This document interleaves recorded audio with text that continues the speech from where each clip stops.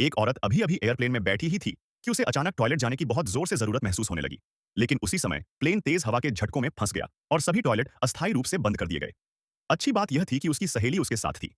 सहेली ने तुरंत उसे गहरी सांस लेने की एक ट्रिक सिखाई ताकि वह अपनी बेचैनी कंट्रोल कर सके।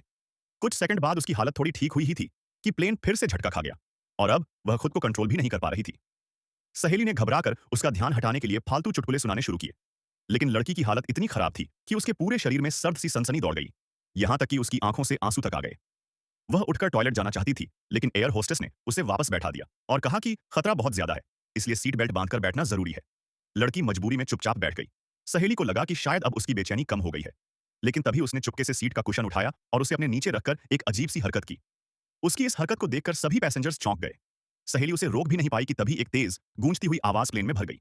आवाज सुनकर एयर होस्टेस तेजी से उसकी तरफ भागी और उसे सीट से उठा लिया। लेकिन उसी वक्त एयर होस्टेस फिसल गई।